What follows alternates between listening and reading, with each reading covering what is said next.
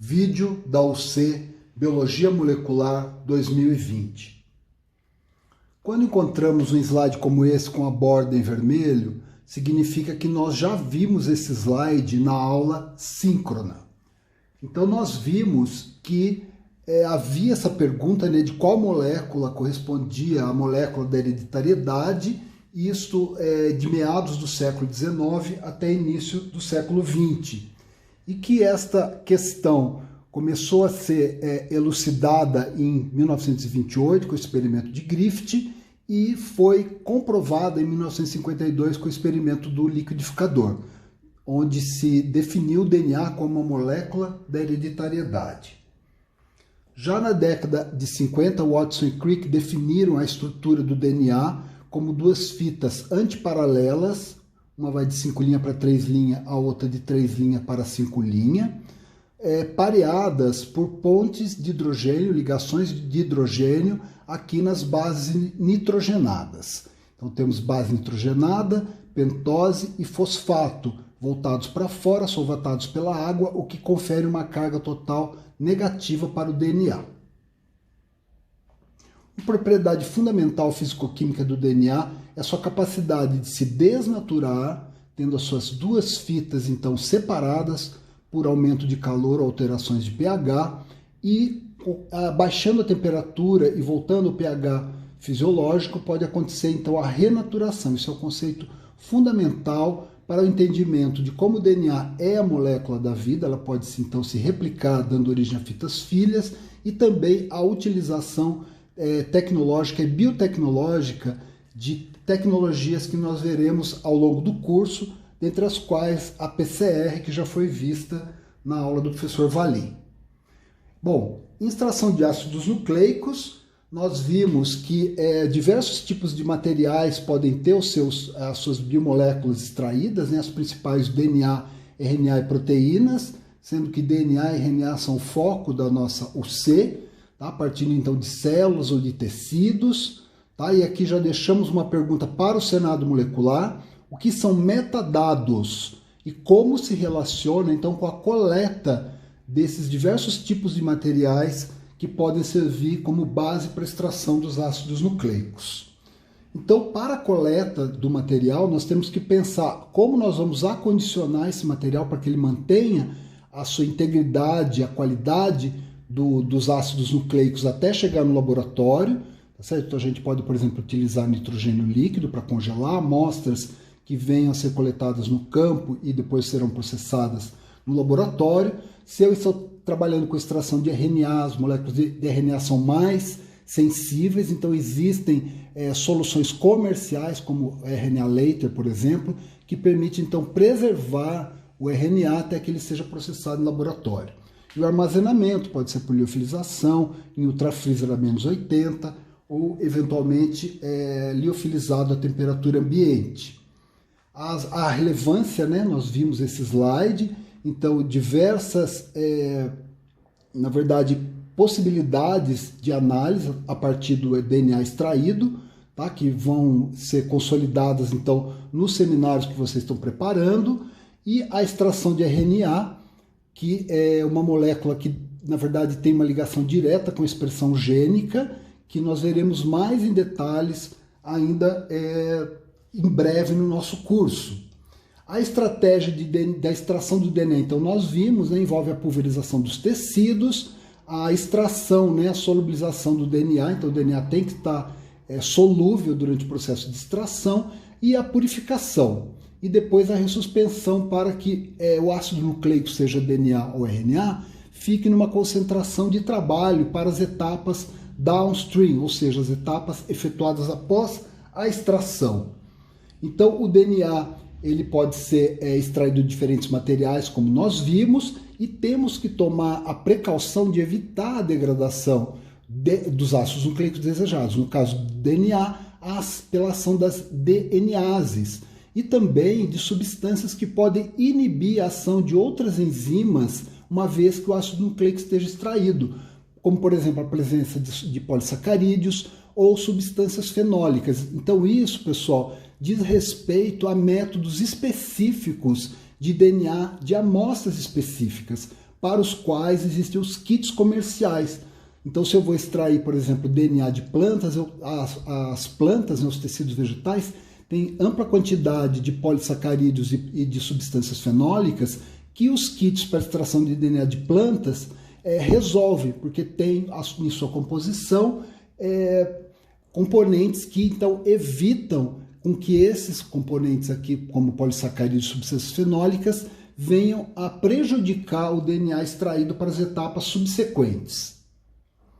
Bom, para a desintegração, neoalise dos tecidos ou das células, se estiver tratando, por exemplo, com um tecido que tem a parede, como plantas e fungos, eu tenho que fazer uma lise mecânica mais vigorosa, tá? Eu tenho aqui um cadinho e um pistilo, tá? Posso utilizar também um liquidificador, posso utilizar sonicação, posso utilizar um potter, que é uma espécie de liquidificador, tá certo? Onde eu vou ter aqui um material a ser pulverizado, então colocado aqui eventualmente num recipiente com gelo, tá certo? Então o objetivo aqui é aumentar essa superfície de contato, tá? Porque quanto menor os fragmentos do tecido, maior a superfície de exposição para que haja a extração do ácido nucleico na condição solúvel. Então, o tampão de extração, ele vai então promover, né, ele vai manter a solubilidade dos ácidos nucleicos, ele pode também auxiliar a análise, tá? Porque nesse tampão aqui eu já tenho substâncias que vão inibir a ação das enzimas que degradam o DNA, as DNAs e as RNases. Bom, no tampão de extração, então, eu posso ter substâncias detergentes, posso ter esses inibidores, por exemplo, proteases, né? Lembrando que as enzimas que degradam os DNAs e os RNAs são proteases. Também posso ter inibidores de nucleases, como quelantes de cálcio, como EDTA, tá certo? As DNases, elas utilizam cátions divalentes como cofator. Então, utilizando esses quelantes, eu vou inibir as DNases. Tá? O tampão de extração, então, os detergentes vão dissolver os lipídios das membranas, dissociar as proteínas dos ácidos nucleicos, tá? Lembrando que os ácidos nucleicos, tanto DNA como RNA, estão altamente organizados dentro das células, tá certo? Então, uma vez que eu faço essa extração, eu vou então purificar o DNA dos outros contaminantes, daquilo que eu não quero, que são em maior quantidade as proteínas, os lipídios e também as enzimas que degradam, no caso as DNases. Então, um método que a gente diz como caseiro é utilizando solventes orgânicos. Tá? Então, aqui uma mistura de fenol e cloroformo, que vem para a fase de baixo, a fase orgânica. Então, eu misturo, na verdade, um lisado celular, tá certo? Junto uma quantidade igual do extrato, uma quantidade igual do solvente orgânico, faço uma centrifugação e eu vou ter, então, aqui a sujeira que eu não quero, né? Restos de membrana, de proteínas, que vão ser sequestrados aqui na fase orgânica, e na fase aquosa, os ácidos nucleicos. Tá? Então, uma vez que eu proceda essa purificação, eu faço uma precipitação desse DNA, então do sobrenadante que eu recolhi, tá certo? Por quê? Porque isso vai, além de ser uma etapa mais de purificação, porque eu vou precipitar, uma vez centrifugado, o meu DNA precipitado, ele vai para o fundo aqui do meu tubo, do meu Eppendorf, tá certo? Então, eu posso, então, eliminar substâncias ainda que possam estar comprometendo a purificação do meu DNA, e também depois, a hora que eu removo esse sobrenadante, eu posso ressuspender esse DNA aqui precipitado, ele vai voltar em solução numa quantidade, num volume, numa concentração de trabalho para essas etapas downstream, tá certo? Então eu vou acertar essa concentração, tá? Normalmente em nanogramas por microlitros, para que eu possa então ter esse DNA na concentração de trabalho. No caso dos kits, que nós já vimos na aula síncrona, os kits são muito padronizados. Então os kits já determinam que eu, partindo, por exemplo, de 100 miligramas de material a ser extraído, eu vou chegar no final com, por exemplo, 50 nanogramas de ácido nucleico por microlitro. Então isso já é padronizado. Tá tá certo? No caso da purificação caseira, eu faço essa etapa de precipitação, que envolve então a adição de sal, tá certo? Para que o DNA perca a sua solubilidade, eu vou aqui interferir nas ligações de hidrogênio, tá certo? E a adição de álcool, tá certo? Que vai então remover a água de solvatação, permitindo então com que a molécula de DNA se dobre sobre ela mesma, perca a sua solubilidade e precipite. Tá? Eu posso promover ainda uma etapa de incubação a menos 20 graus, para que a diminuição das moléculas facilite essa agregação, essa precipitação, e por centrifugação eu recolho o meu DNA ou o meu RNA no fundo do tubo. No caso da extração de RNA, nós vimos já esse slide, né? Temos que tomar muita precaução, porque as RNases são mais difíceis de inativar do que as DNases. Tá? Então, já deixamos aqui uma pergunta para o nosso Senado Molecular sobre as vacinas de RNA mensageiro, né, contra o Covid-19. Quais as duas desvantagens que esse tipo de vacina tinha inicialmente, quando começou a se pensar nessas vacinas lá na década de 90, e que foram superadas para que, por exemplo, né, no caso da Covid-19, a vacina de RNA mensageiro seja viável e possa ser então utilizada pela primeira vez como uma vacina gênica de RNA mensageiro, como no caso da empresa Pfizer. Tá? Então, a recomendação é ler o post no Face Monitoria do dia 30/11. Bom, também vimos que uma vez procedida a purificação dos ácidos nucleicos, né, seja do DNA ou do RNA, nós podemos então fazer a quantificação e aferir a pureza do material extraído, tá certo? Mas não a qualidade, não a integridade. Tá? Nós vimos isso também. Então, através da espectrofotometria, eu vou ler a minha absorbância de 260 nanômetros, onde eu leio o ácido nucleico, 280 nanômetros, onde eu leio proteínas e contaminantes, eu faço a razão, e com isso eu vou ver se a minha preparação está com uma pureza adequada para eu poder seguir nos experimentos ou não. Porém, isso aqui diz respeito, gente, à quantidade de material obtido no final da minha preparação, mas não diz respeito à qualidade, à integridade, tá certo? Uma vez que os ácidos nucleicos, uma vez que eles possam, por exemplo, ter sofrido ação de DNases ou RNases e ter sofrido a degradação, ainda assim eles vão absorver nesse comprimento de onda de 260. Tá? Então, após a leitura no espectrofotômetro, eu obtive quantidade do meu ácido nucleico, eu preciso fazer então uma análise em eletroforese, em gel de agarose, para aferir a qualidade e a integridade do ácido nucleico extraído. Tá? Então, a eletroforese em gel de agarose envolve, o que a gente costuma fazer, né, na aula prática.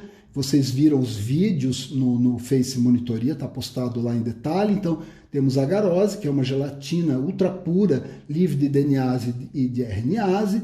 Temos um tampão, esse tampão é uma solução aquosa com sais para poder passar então a corrente elétrica na eletroforese, e também tampão para poder manter o pH onde os ácidos nucleicos se mantêm solúveis.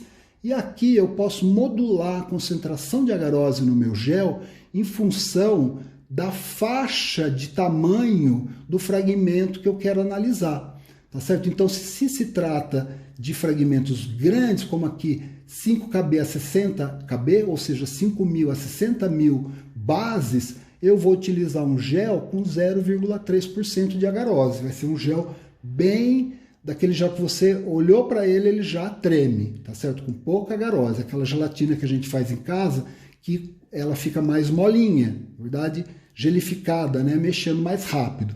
E se eu for fazer, por exemplo, um gel onde o meu interesse sejam fragmentos aqui entre 100 pares de base e 1.200 pares de base, eu vou fazer um gel de agarose a 2%, tá certo? Então vai ser um gel, né? A gente imaginar um gel como uma esponja, onde os poros dessa esponja vão ser bem pequenos para que eu possa então separar os fragmentos na faixa que eu desejo. Bom, esse suporte, né, essa esponja, então eu aplico a minha amostra aqui, em cima num pocinho, aplico uma diferença de potencial, o DNA, como eu falei para vocês, tem uma carga total negativa, então aplico negativo, positivo, os fragmentos de DNA vão migrar de modo a que os fragmentos menores, eles têm mais facilidade de passar pela retícula aqui da agarose, eles migram mais rápido, e as moléculas maiores migram mais lentamente, e elas vão migrando em bloco, então sendo separadas durante a eletroforese. Tá? Aqui é um exemplo que a gente já viu na aula. Então eu fiz uma extração de DNA genômico de várias amostras. Tá? Então eu tenho aqui de 1 a 6, são amostras que estão íntegras, eu vejo um DNA de alto peso molecular, e aqui eu tenho 7, 8 e 9 amostras que estão degradadas. Então durante o processo de extração, tá certo? Houve o ataque, né, desse DNA pelas DNases, e com isso ele foi todo fragmentado. Aqui de 10 a 12 eu tenho novamente um DNA íntegro que pode ser utilizado então em outras etapas do meu experimento. Esse aqui eu vou ter que reiniciar, se eu tiver a amostra inicial, proceder uma nova extração. E aqui está a eletroforese, então o meu gel que eu montei, tá certo? Gelificado com os pocinhos, vocês viram lá no vídeo, e ele está então imerso, ele está mergulhado aqui, né, posicionado aqui dentro dessa cuba de eletroforese com o tampão de corrida, então que tem os sais para passagem da corrente elétrica e um tampão para que o pH não varie. Bom, aqui também já vimos, né, o gel de RNA, os 3 tipos de RNA. Os RNAs ribossomais me dão um indicativo de que os RNAs mensageiros estão íntegros. Tá? Quando está degradado, a gente vê aqui esse arraste, né, do RNA que está todo degradado. Então, se eu não consigo ver nem os ribossomais que estão em grande quantidade, é porque não sobrou mais nenhum RNA mensageiro. Então, enxergar os RNAs ribossomais no gel de RNA é um indicativo de que os RNAs mensageiros estão íntegros. E o detalhe de que, no caso do RNA, a eletroforese tem que ser feita em condições desnaturantes para desfazer, então, as pontes de hidrogênio intramoleculares, tá? Para que o RNA migre pelo seu tamanho e não pelo formato agregado devido a essas pontes intramoleculares.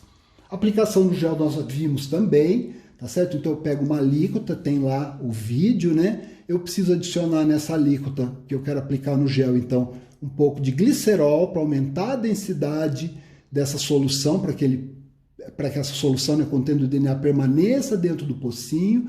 E eu uso 2 corantes. Um corante azul, né, a gente vê aqui a olho nu, tá, que ele permite então a visualização das amostras quando eu aplico no gel e permite avaliar também a corrida eletroforética. Tá certo? Então tá aqui. Eu aplico, então olha como o azul facilita, e na medida em que ocorre a eletroforese, esse azul ele migra na mesma direção do DNA. Tá? Então eu posso modular a voltagem, tá, da minha eletroforese. Vamos supor que eu vou almoçar, tá? Então eu quero ir almoçar naquele momento, eu posso abaixar a voltagem da minha corrida eletroforética. Os DNAs continuarão migrando numa velocidade mais lenta, o azul vai me mostrar essa migração, e quando eu volto para o laboratório, eu aumento, por exemplo, de 40 para 100 volts para finalizar a corrida eletroforética, garantindo que as amostras estão no gel e que elas não ultrapassaram e eventualmente eu as perdi no final. Tá? Um outro corante importante, a gente usou então o azul de bromofenol para poder aplicar no gel e acompanhar a corrida, é o corante do DNA propriamente dito, tá certo? Que ele não tem uma cor visível a olho nu. Na verdade, trata-se de moléculas planares com a capacidade de se intercalar nas bases do DNA, tá? São mutagênicas, são teratogênicas, envolve toda uma questão de biossegurança para manipulação no laboratório. Tá? Então, não confundir com o corante azul do tampão de amostra. Tá? O corante de DNA, ele permite enxergar o DNA uma vez finalizada a eletroforese, tá certo? Então, esse corante, o brometo de etídeo, por exemplo, eu posso adicionar na amostra ou eu posso adicionar no tampão de corrida, tá certo? Então, ele vai intercalar e aqui eu vejo, por exemplo, um DNA. Isso aqui poderia ser, por exemplo, um DNA genômico, mas ele foi digerido com enzimas de restrição, tá certo? Ou uma construção em plasmídio, tá? Então eu vejo essas bandas de DNA, então são aglomerados de moléculas de DNA com o mesmo tamanho que são resolvidas no gel. E com o transiluminador de ultravioleta, a luz ultravioleta incide no corante e vai então promover essa fluorescência aonde tem a presença do DNA. Tá? Então aqui eu tenho o tamanho dos meus fragmentos e eu corro sempre ao lado, pessoal, um marcador de peso ou de tamanho molecular, é comercial, tá certo? Então eu vejo mais ou menos a faixa de resolução que eu estou buscando para o meu experimento, tá? Então existem vários tipos de marcadores para todas as faixas. Se eu estou trabalhando para estudar fragmentos de DNA maiores ou menores, eu aplico, eu compro isso, né? Chega no meu laboratório no isopor com gelo seco, e eu aplico uma alíquota e eu conheço o tamanho dessas bandas. Então, com isso, eu posso aferir o tamanho das bandas dos DNAs que eu estou analisando. Tá certo? Então, aqui é um exemplo de migração. Tá certo? Temos aqui o marcador de peso molecular e 2 amostras. Então, essa migração do DNA no gel, ela é proporcional ao logaritmo do seu tamanho. Então, eu posso plotar aqui em função da distância de migração e o tamanho, em escala semilogarítmica, né? A escala logarítmica só está aqui.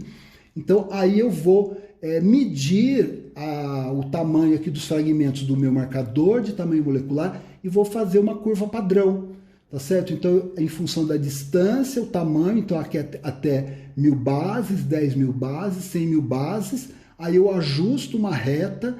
E esses fragmentos aqui, eu vou ler, então, aqui com uma régua, tá certo? E extrapolar aqui nessa curva padrão para poder aferir o tamanho deste fragmento desconhecido, que eu vou saber, então, em função do marcador de tamanho molecular. Tá? Então, clonagem. Né? Nós isolamos o DNA e agora nós queremos fazer uma clonagem. Então, a clonagem é a multiplicação de réplicas. Tá certo? A gente utiliza muito no laboratório para aumentar a quantidade, né, o número de cópias de uma molécula de DNA com finalidades biológicas, né, em seres vivos. Tá? Então, os seres vivos promovem isso naturalmente, ou no caso do laboratório, né, é engenheirado pelo homem, para biotecnologias, tá? Engenheiradas para os nossos propósitos. Então, essa tecnologia permite estudar os genes. Tá certo? Eu posso sequenciar, eu posso fazer análise comparativa desses genes ou desses genomas, tá certo? Por exemplo, vai aparecer nos seminários os estudos de filogenia e de taxonomia e também os produtos. Tá? Eu posso clonar um determinado gene para expressar e obter uma proteína recombinante codificada por esse gene, tá? Para diversos propósitos, seja um propósito de pesquisa básica, ou essa proteína recombinante pode ser, por exemplo, um fármaco biológico, tá? Uma molécula complexa de ação farmacológica. Tá? Posso também utilizar essa construção obtida, né, com a clonagem para a geração de organismos transgênicos. Tudo isso veremos ao longo do nosso curso. Tá? Então, expressões com o mesmo significado de clonagem, tá certo? São sinônimos, né?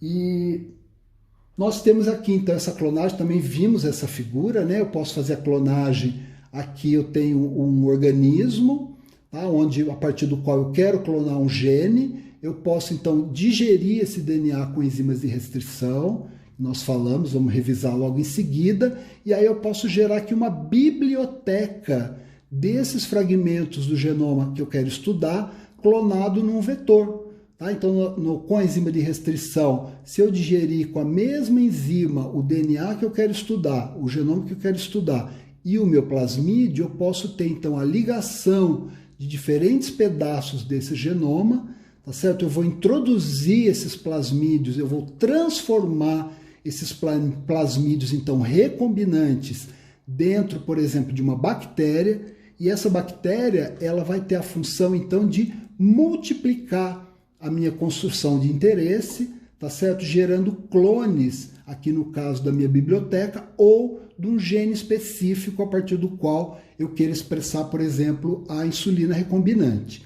Tá? Aqui tem à direita o método in vitro, que vocês viram na aula do professor Valim. Como eu posso clonar o meu gene de interesse utilizando a técnica de PCR. Tá? Então, para que clonar? Diversas aplicações que nós veremos ao longo do curso e também nos seminários. Então, para poder fazer essa engenharia genética, promover a formação do DNA recombinante, existem várias ferramentas, mas, digamos assim, as iniciais e ainda hoje muito utilizadas, fundamentais na biologia molecular, na engenharia genética, são as tesouras moleculares, aqui as enzimas de restrição, e a cola molecular, as ligases. Então, o que me permite, então, cortar o DNA em regiões específicas e ligar esse DNA para promover a formação do DNA recombinante. Tá? Isso surgiu de estudos da década de 70, tá certo? Onde esses pesquisadores então descobriram a presença de enzimas de restrição em bactérias, tá? Capaz de cortar o DNA em pontos específicos, ou seja, sequências específicas ao longo de um DNA, então abrindo as portas para a engenharia genética e a biotecnologia.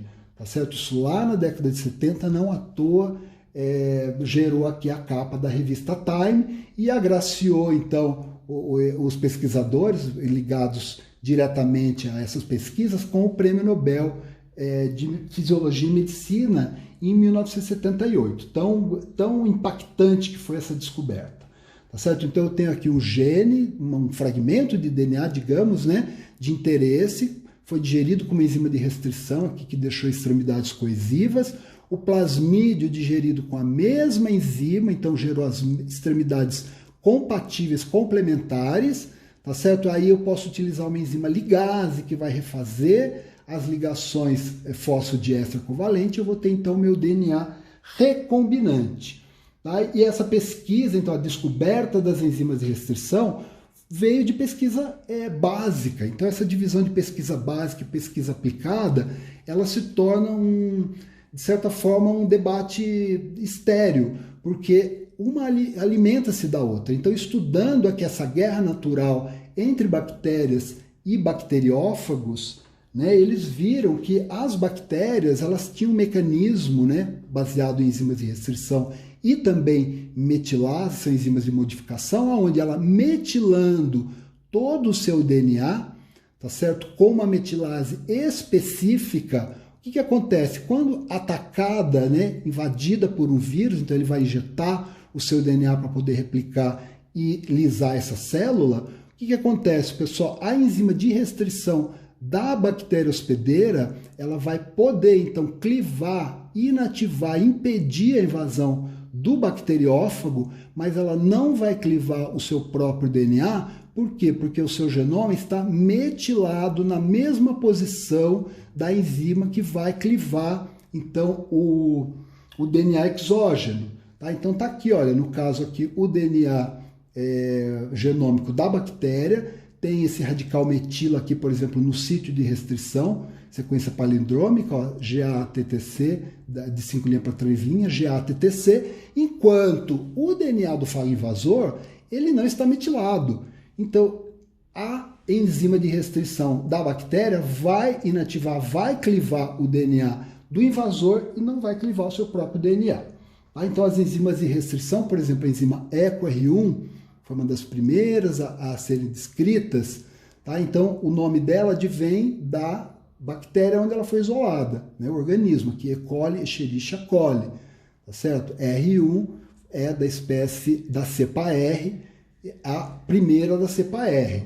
RIND3 é Haemophilus influenza, que vai reconhecer, olha aqui, uma outra sequência de DNA específico. Você imagina um genoma muito grande, aonde, ao acaso, pode existir essa combinação de bases que formam, então, o sítio de restrição específico dessas enzimas.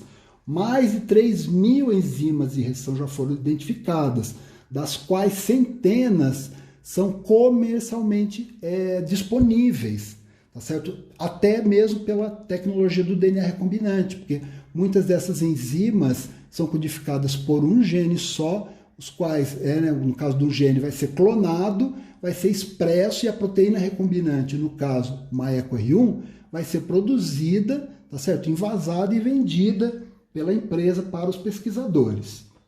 Então, as enzimas de restrição são endonucleases, porque cortam internamente, né, a sequência do DNA. Podem reconhecer, né, em geral, tá? Isso aqui varia, mas de 4 a 8 pares de base em geral, tá? Mas pode reconhecer um número maior de pares de base. Tá? Então está aqui os micro-organismos, a sequência reconhecida. Tá? Então aqui temos enzimas, né, que reconhecem 4 pares de base, 5, 6, 7, 8. Tá? E a frequência com que um sítio de restrição pode existir no DNA obedece essa fórmula, 4 elevado a n, onde n é o número de bases, né, do sítio de restrição. Então, por exemplo, uma enzima que reconhece 4 bases, existe então uma probabilidade 4 elevado à quarta de que exista um sítio de restrição para essa enzima a cada 256 pares de base, tá certo? Isso é uma estimativa, tá? Muitas vezes isso não ocorre, mas é um dado de base. Se reconhece 6 bases, a cada 4.096 pares de base tem a probabilidade de se encontrar um sítio para aquela enzima. E uma enzima a 8 bases a cada 65.000 pares de base. Então aqui mais uma questão aqui para o nosso Senado molecular, admitindo que o genoma humano tem 3 bilhões de bases, pares de base, quantos fragmentos seriam gerados ao digeri-lo com uma enzima que reconhece 4 bases? E para uma enzima que tem por sítio específico uma sequência de 8 bases, a cada quantas bases um nucleotídeo iniciador, né, um primer de PCR, por exemplo, de 16 nucleotídeos, teria a chance de encontrar sua sequência complementar alvo para hibridizar nessa reação de PCR. Tá? Então são questões que a gente vai conversar, vamos debater no Senado molecular para poder justamente solidificar esse conceito.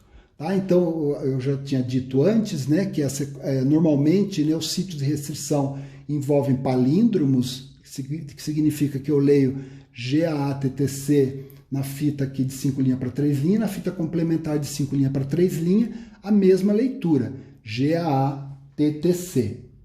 Tá? Isso refere-se ao fato de que as enzimas de restrição, muitas vezes, elas agem com 2 moléculas, tá certo? Em forma de dímero, onde uma reconhece a fita de cima, a outra reconhece a fita de baixo, tá? na mesma sequência de base. Então vai haver a clivagem das fitas, né? Aqui no caso da ligação fosfodiéster da fita de cima e da fita de baixo, na mesma posição, gerando extremidades, aqui no caso coesivas, com a mesma sequência de bases aqui não pareadas.